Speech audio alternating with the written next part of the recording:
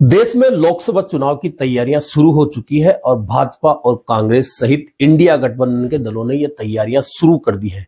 भाजपा का फोकस जहां राम मंदिर पर है और यही कारण है कि विश्व हिंदू परिषद, बजरंग दल सहित अन्य जो संगठन इनके साथ जुड़े हुए हैं, उन्होंने पीले चावल बांटने का अभियान चलाने के साथ ही 22 जनवरी को होने वाले राम मंदिर शिलान्यास को लेकर पूरे देश में लोगों के बीच में जाना शुरू कर दिया है। वहीं अब कांग्रेस ने भी अपनी लोकसभा चुनाव की तैयारियों के साथ एक नया प्रोग्राम तय कर दिया है और यह कार्यक्रम है भारत न्याय यात्रा। पहले भारत जोड़ो यात्रा निकाली थी राहुल गांधी ने, जो दक्षिण से और पूरे कश्मीर तक पहुंची थी। कुल मिलाकर वह यात्रा 3,500 किलोमीटर के लगभग हुई थी, लेकिन इस बार यात्रा रखी गई है भारत न्याय यात्रा और यात्रा शुरू होगी मणिपुर से और समापन होगा महाराष्ट्र की राजधानी मुंबई में।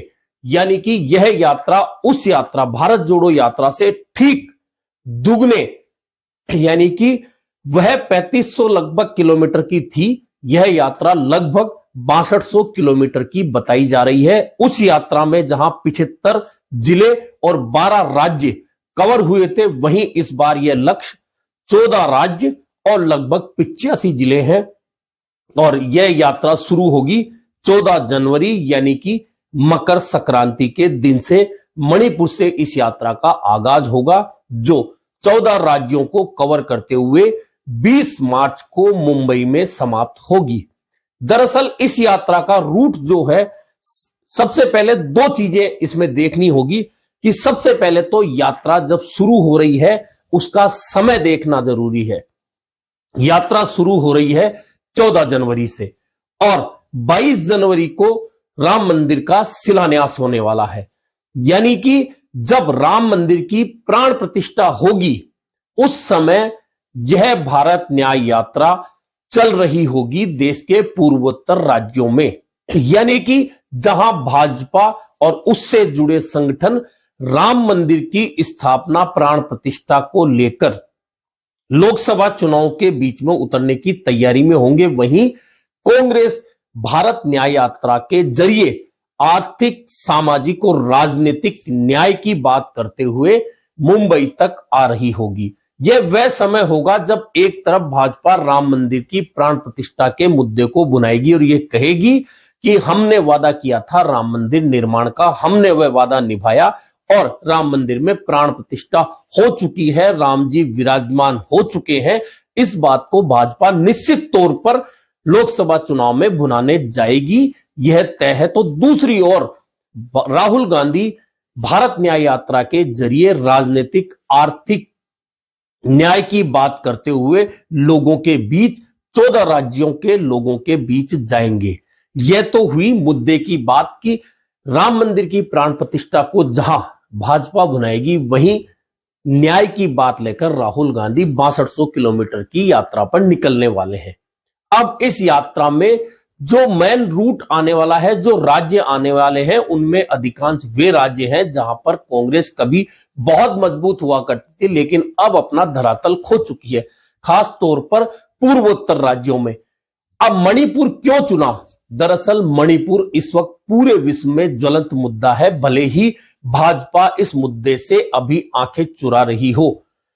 मणिपुर में जिस तरह से कुकी और मैतेई समुदाय के बीच में संघर्ष चल रहा है, जो समाप्त नहीं हुआ है, बीच बीच में कुछ घटनाक्रम ऐसे होते रहते हैं जिसकी गूंज लगातार देश भर में हुई है, विदेशों में हुई है। लेकिन अब मणिपुर को चुनकर जहां से यात्रा राहुल गांधी शुरू करने वाले हैं, कांग्रेस जहां से यात्रा शुरू करने वाली है, मणिपुर चुना गया है ताकि सबका ध्यान मणिपुर पर जाए।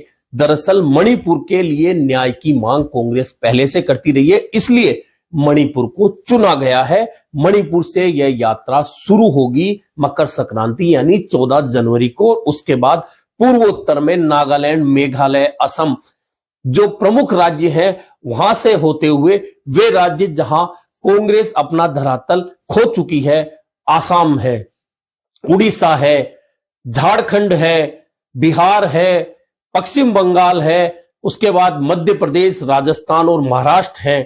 कुल मिलाकर उन क्षेत्रों से भारत न्याय यात्रा निकलने वाली है जहां किसी जमाने में कांग्रेस का दबदबा हो रहा था, रहता था, लेकिन धीरे धीरे उन राज्यों में या तो क्षेत्रीय दल छा गए या फिर भाजपा ने भी मजबूत एंट्री कर ली है।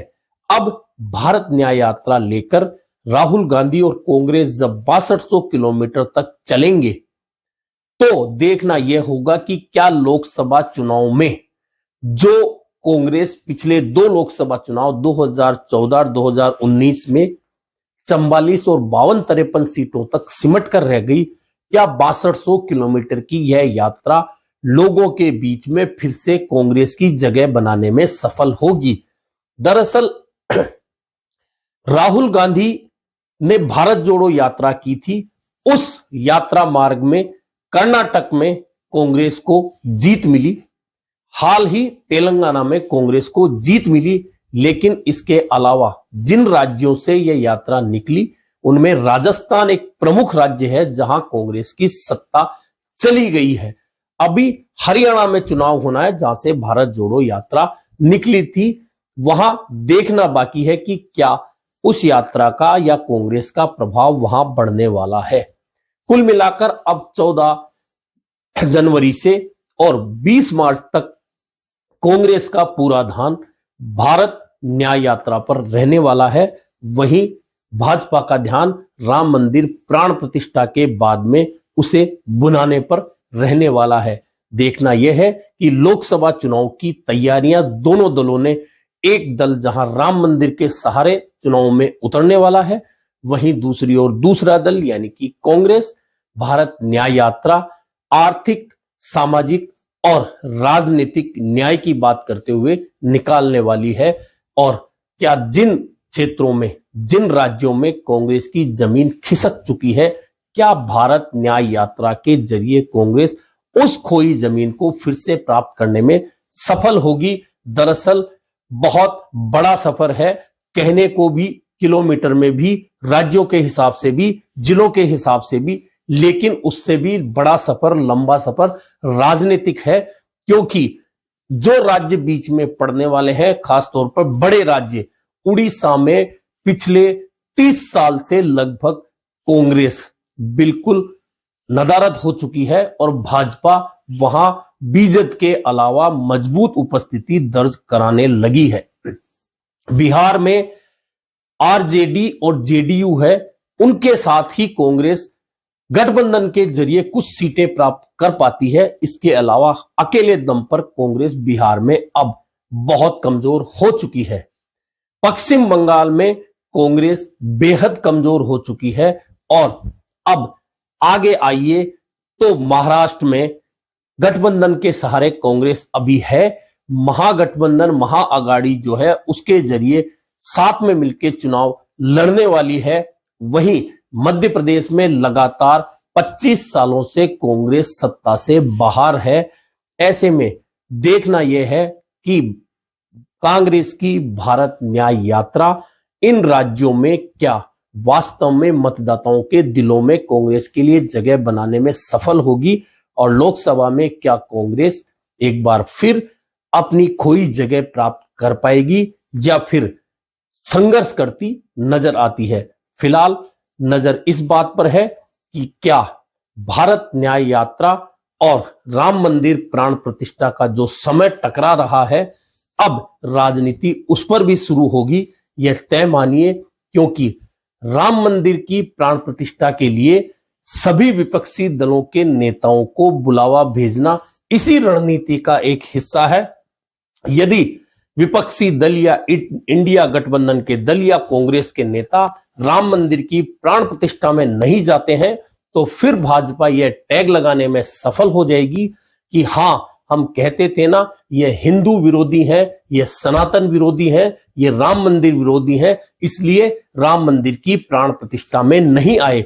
और जिस तरह से 14 जनवरी का समय भारत न्याय यात्रा के लिए तय किया गया है, वह समय और राम मंदिर की प्राण प्रतिष्ठा का समय भी टकराने वाला है, क्योंकि राम मंदिर की प्राण प्रतिष्ठा 22 जनवरी को होने वाली है और 14 जनवरी को कांग्रेस उससे पहले 8 दिन पहले यात्रा शुरू करने वाली है। ऐसे में देखना यह होगा कि कांग्रेस और इंडिया गठबंधन के दल से जुड़े वे नेता जिन्हें राम मंदिर के प्राण प्रतिष्ठा समारोह में बुलाया गया है, उनमें से कौन नेता वहां पहुंचता है, या फिर कांग्रेस और इंडिया गठबंधन का ध्यान भारत न्याय यात्रा पर रहेगा और भाजपा दोहरा फायदा उठाने का प्रयास करेगी। पहला यह कि हमने जो वादा किया था राम मंदिर प्राण प्रतिष्ठा का वह पूरा किया है।